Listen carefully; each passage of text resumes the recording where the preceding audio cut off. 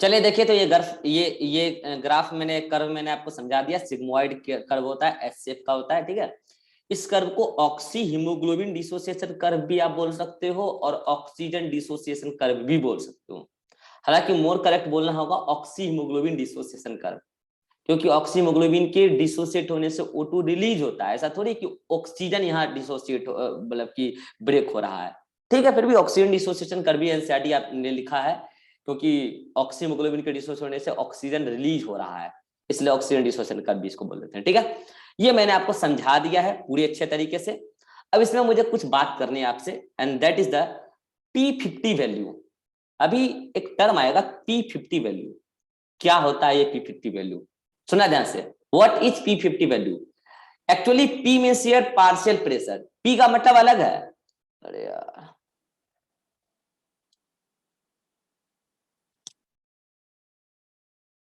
Just wait.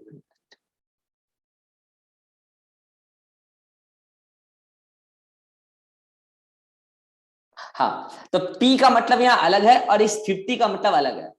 P का मतलब है पार्शियल प्रेशर और इस 50 का मतलब पता है क्या है? At which 50% of hemoglobin saturated with O2. P means partial pressure. P means partial pressure of O2, and it's 50 is what? This is the percentage saturation of hemoglobin. Percentage saturation of hemoglobin. इसका मतलब आप P50 बताना चाह, मतलब कि P50 का मतलब यह बताना चाह रहे हैं कि it is the value of partial pressure of O2 at which 50% of hemoglobin is saturated with O2। तो मुझे बताओ, अगर मैं P50 का वैल्यू आपसे पूछूं तो आप कितना बताओगे? क्या आपको पता है कितना है इसका वैल्यू? 30। बहुत अच्छा, 30। किसने बोला?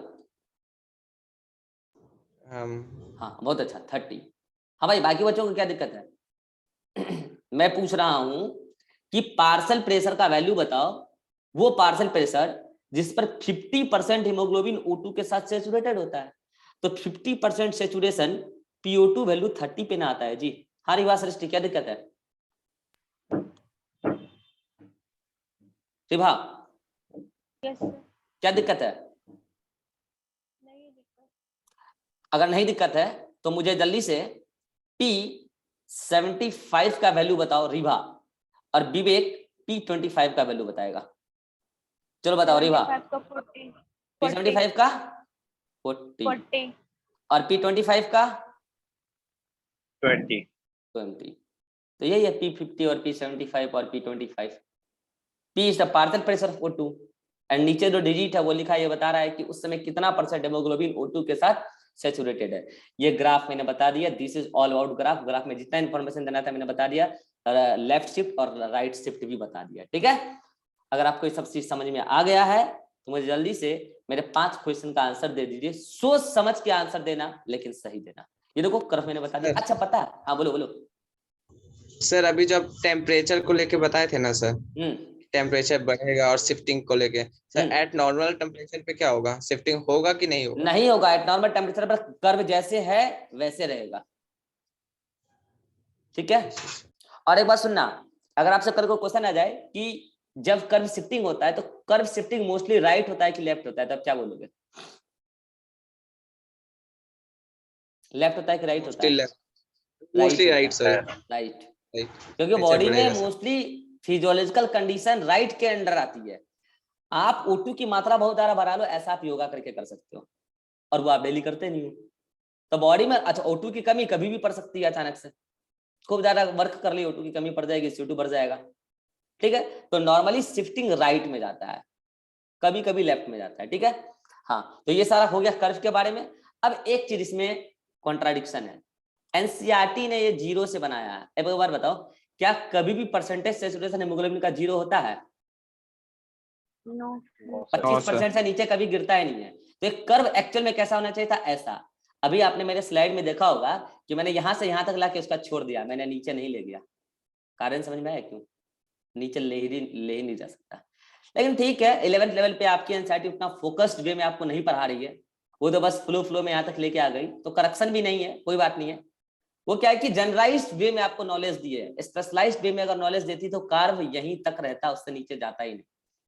तो मैंने भी यहां तक बना दिया आपकी नोट्स में जो एनसीईआरटी में दे रखा है। ठीक है, चलिए अगर आपको ये सब समझ में आ गया है, ध्यान से 5 क्वेश्चन बनाना है। मैं आपको हर क्वेश्चन में 2 मिनट का समय दूंगा। क्वेश्चन सारों बना लोगे अभी तो छुट्टी दे दूंगा। ये सब पढ़ लेना आप घर पे, मैं बता चुका हूँ। ठीक है, पहला क्वेश्चन आपके सामने है, ये रहा पहला क्वेश्चन आपके सामने है और आपको क्वेश्चन बनाना। मैं क्वेश्चन समझा देता हूँ क्या है क्वेश्चन।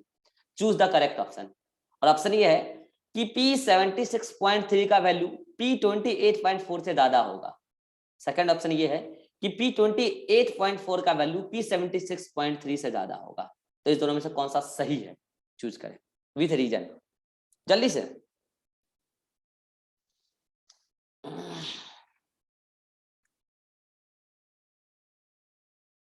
फर्स्ट सही होगा। तो फर्स्ट सभी का आंसर फर्स्ट फर्स्ट, सही होगा। ठीक है, Yes, answer sir. Is first, answer is first. एक मिनट रुक जाओ।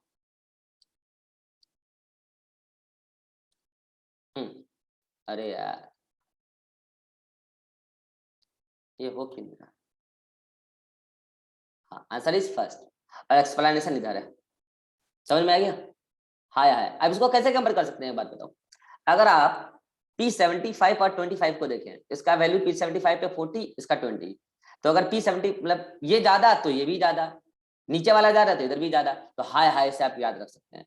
तो भाई साहब 76.3 40 से भी ज्यादा होगी और 28.4 20 से ज्यादा होगी, लेकिन ऐसा थोड़ी है कि इससे ज्यादा हो जाएगी 40 वाले से ज्यादा, इसलिए आंसर इस फर्स्ट।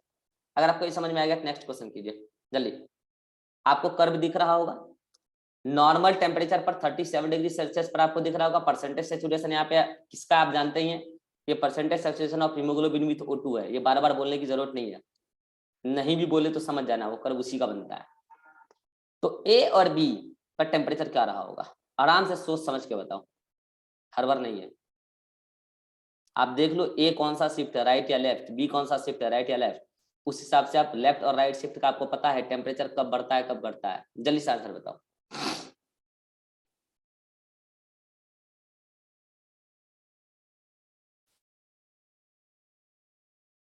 Sir second number. बाकी लोग, यस सर, सेकंड ऑप्शन। बाकी लोग सेकंड ही होगा। तो सेकंड क्या ही है ना कि आपकी बैच में क्या होता है, कोई भी एक बच्चा आंसर बोलते हैं हम सब उसी को रिपीट करते हैं, यही आपकी बैच में चलता है। हाँ विवेक, ए कौन सा शिफ्ट है, लेफ्ट शिफ्ट या राइट शिफ्ट, और बी कौन सा शिफ्ट है? बी जो है राइट है और ए है जो लेफ्ट है। तो ए शिफ्ट के लिए टेम्परेचर, लेफ्ट के लिए टेम्परेचर बढ़ना चाहिए कि घटना चाहिए?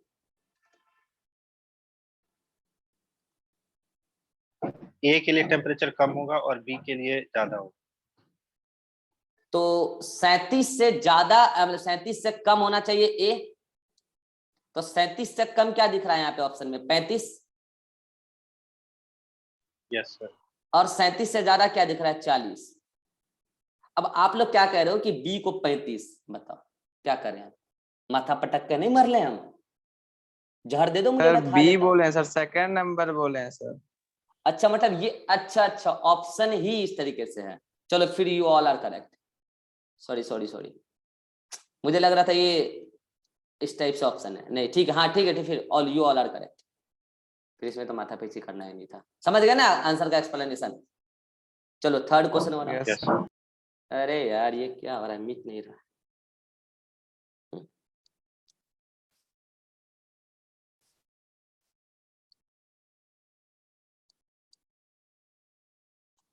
बीज आंसर, एक्सप्लेनेशन इज हियर, ठीक है घर पे देख लेना। चलो नेक्स्ट क्वेश्चन बनाओ, थर्ड, जल्दी। ए और बी में आपको बताना है कौन सा वीनस ब्लड है कौन सा आर्टीरियल ब्लड है।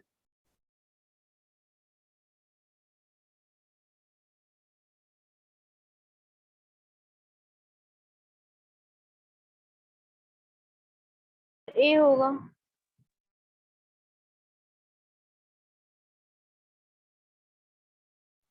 फर्स्ट होगा। चलो बाकी लोगों का आंसर क्या है? First option. कोई दिक्कत? एक्सप्लेनेशन इधर है, बताना एक्सप्लेनेशन।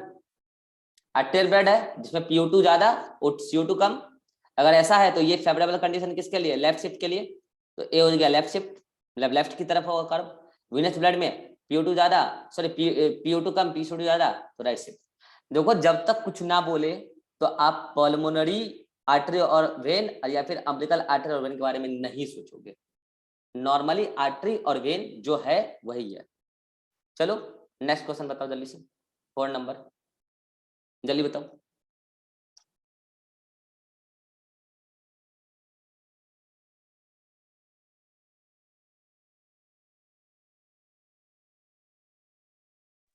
सेकंड।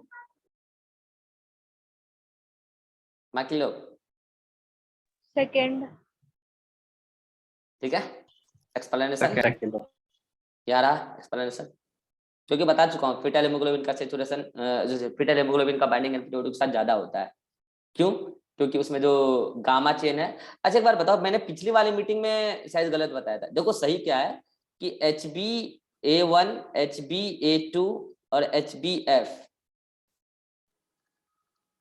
अल्फा समय का 1 है, 2 अल्फा 2 अल्फा 2 अल्फा, इसमें है 2 बीटा, इसमें है 2 डेल्टा और इसमें है 2 गामा। शायद पिछली मीटिंग में मैंने गलत बताया था क्या? मुझे याद नहीं है, अगर गलत बताया होगा सही कर लेना। जैसा मुझे लग रहा है कि ये अल्फा और बीटा मैंने उल्टा कर दिया था, अगर गलत बताया होगा सही कर लेना। नेक्स्ट क्वेश्चन, क्वेश्चन नंबर 5, जल्दी। ये थोड़ा दिमाग लगाने वाला क्वेश्चन है, इसमें गलती हो सकता है आपसे।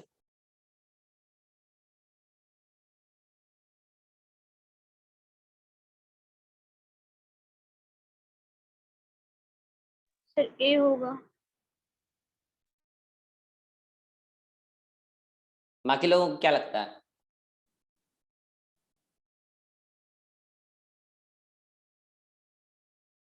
चलो आंसर इज ए, फर्स्ट होगा। आंसर सही है ए। एक्सप्लेनेशन कौन बताएगा जल्दी? What should be explanation?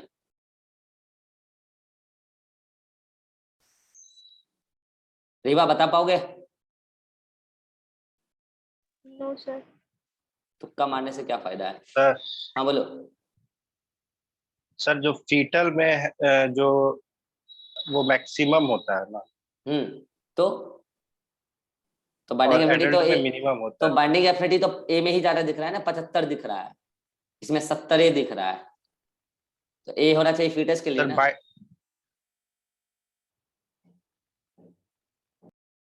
Saturation अगर यहाँ 75 है, यहाँ 70 ही है, तो बाइंडिंग एफिनिटी ए का ज्यादा दिख रहा है। चलो सुनो। सर जो सैचुरेशन होगा तो उसका 5% ना होगा सर, 70 फर्स्ट वाला सर एडल्ट। चलो माइक बंद करो, माइक बंद करो। चलो सीख लो एक बार। देखो क्या है, इस कर्व को देखने से ऐसा लगता है कि ए जो 75% सैचुरेशन दिखा रहा है और बी 70% दिखा रहा है, तो ए का बाइंडिंग एफिनिटी हीमोग्लोबिन के साथ ज्यादा होगा। ऐसा नहीं है, ऐसा नहीं है। मैं इसको एक घरेलू एग्जांपल से देके समझाता हूँ, ठीक है। एक आप में से कोई भी बच्चा, मेरे बैच में से कोई भी बच्चा जो कि सभी नहीं पढ़ने वाले हो, ठीक है, किसी को उठा लो, विवेक को उठा लो, रिभा को, सृष्टि को। आजकल सृष्टि थोड़ा सही ट्रैक पे आ रही है, ठीक है, सृष्टि को छोड़ देते हैं इस एग्जाम्पल में। रिभा को उठा लो, विवेक को उठा लो, अभिषेक, किसी को भी उठा लो, सब ना पढ़ने वाले समय। आप में से कोई एक बच्चा है, ठीक है, मान लो कि मैंने उठा लिया विवेक को ही, मैं इसको 10 रुपया देता हूं कि भाई पढ़ाई कर ले, तो 10 रुपया में 1 घंटा पढ़ाई करता है। सुना ध्यान से, ये 10 रुपया में 1 घंटा पढ़ाई करता है, जिसको 10 रुपया देते हैं तब। और मेरे गांव का कोई बच्चा है जिसको पढ़ाई करने में खूब मन लगता है, लगन है, पढ़ाई पढ़ाई करने में उसका अपना एक लगन है, उसको बस ये बोलता हूँ कि पढ़ने बैठ जा, 1 रुपए का टॉफी खिलाऊंगा, तो उसको 1 रुपए का टॉफी खिलाता हूँ, वो 2 घंटा पढ़ाई करता है। सुना ध्यान से, वो 2 घंटा पढ़ाई करता है। तो किसका पढ़ाई के साथ एफिनिटी ज्यादा है? उसको मैंने 1 रुपया ही दिया, उसका पैसे के साथ सैचुरेशन 1 रुपया है, और विवेक का पैसे के साथ सैचुरेशन 10 रुपया है, लेकिन 10 रुपया में 1 घंटा ही पढ़ पाता है। और वो 1 रुपया में 2 घंटा पड़ता है। तो किसका पढ़ाई के साथ सैचुरेशन ज्यादा है, मुझे ये बताओ।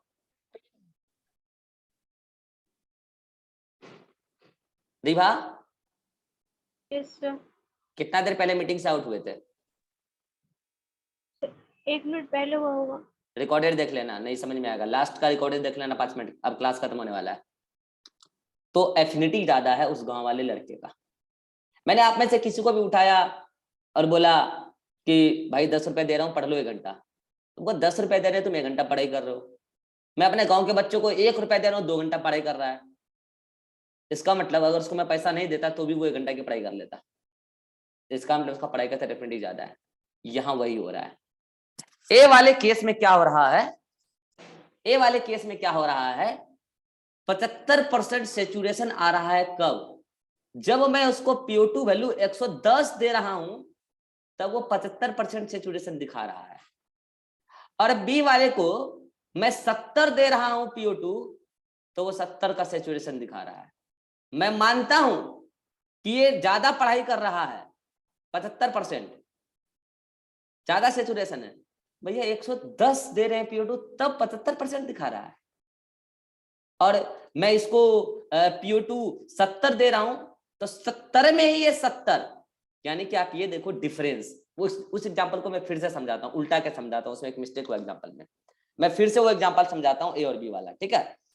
मैं अपने गांव के बच्चे को बोलता हूँ कि मैं तुम्हें 1 रुपये दूंगा और तुम पढ़ाई करो, तो वो 1 रुपये में 1 घंटा की पढ़ाई करता है। सुना ध्यान से, 1 रुपये में 1 घंटा की पढ़ाई करता है। मैं कहता हूँ कि 1 रुपया दूंगा, पढ़ लो आज, तो 1 रुपये वो 1 घंटा पढ़ लेता है। और मैं आप में से, जो आप लोग में से कोई भी बच्चा पढ़ाई करने वाले नहीं हो, सब टाइम पास हो, तो इसमें से मैं किसी को भी 10 रुपए देता हूँ। मान लो कि मैं रिभा को कहता हूँ कि लो 10 रुपया पढ़ाई करो, तो 10 रुपया में 2 घंटा का पढ़ाई करती है। इसका मतलब इसको मैं 10 रुपया दूंगा तब जाके 2 घंटा पढ़ाई करेगी, 5 रुपया दूंगा तब जाके 1 घंटा पढ़ाई करेगी। लेकिन मेरे गांव का बच्चा, उसको मैं 1 रुपया देता हूं तो 1 घंटा पढ़ाई करता है। इसका मतलब 1 घंटा पढ़ाई करने का रिभा को 5 रुपया चाहिए, उसको 1 ही रुपया चाहिए। पढ़ाई का ज्यादा एफिनिटी उस गांव के बच्चे की है, और ये टाइम पास है। ऐसे आप सभी टाइम पास हो यहाँ पे, ठीक है। तो अब मुझे बताओ पढ़ाई के साथ एफिनिटी किसका ज्यादा है? वो गांव वाला बच्चा के साथ है। अब वो एग्जांपल यहाँ को रिलेट करो। ए, इसको मैं 110 देता हूँ PO2 तो 75% सेचुरेशन दिखाता है। मेरे भाई को 10 रुपया दे रहा हूँ तो 2 घंटा पढ़ रही है, मानते हैं ज्यादा पढ़ रही है उस गांव वाले की तुलना में, लेकिन 10 रुपया देने पे। और इसको मैं 70 दे रहा हूँ, मतलब इससे 40 रुपया कम दे रहा हूँ, तो ये 70% सेचुरेशन दिखाता है, यानी कि उससे 5% सेचुरेशन कम है ना। यानी कि मैं कह सकता हूं बी का एफिनिटी ज्यादा है। और फीटस और एडल्ट में अगर हम कंपेयर करें तो फीटल हीमोग्लोबिन का एफिनिटी ज्यादा होता है O2 के साथ एज कंपेयर टू एडल्ट। इसीलिए आंसर इज फर्स्ट। कितनों को समझ में आया? खड़ा करो। ये कर्व में ना अच्छे लोग फंसेंगे, क्योंकि जनरली क्या होता है ना, लोग सोचते हैं कि जो लेफ्ट की तरफ है शिफ्टेड वो होगा फीटस का, जो राइट की तरफ है वो होगा एडल्ट का। लेकिन आपको यहाँ पे डाटा चेंज करके दे दिया गया है, आराम से सोच के question banana. This is all about oxygen transport and CO2 transport. यहाँ पे जाके आपका ट्रांसपोर्ट टॉपिक खत्म होता है। नाउ बचता है रेगुलेशन ऑफ ब्रीदिंग। अगर मैं शाम में फ्री रहा तो मैं रेगुलेशन ऑफ ब्रीदिंग ले लूंगा, और अगर फ्री नहीं रहा तो मैं रेगुलेशन ऑफ ब्रीदिंग, एक लेक्चर और लगेगा चैप्टर को समाप्त करने में, हार्डली 2 लेक्चर, 2 घंटे का है, ये चैप्टर समाप्त हो जाएगा। तो आज आपको NCERT में क्या करना है बता रहा हूं।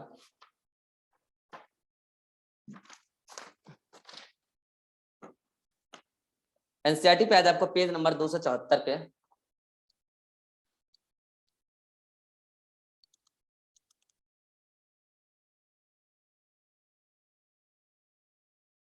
यहाँ पे आपको हेडिंग नंबर 17.4 से हेडिंग नंबर 17.4.2 के ऊपर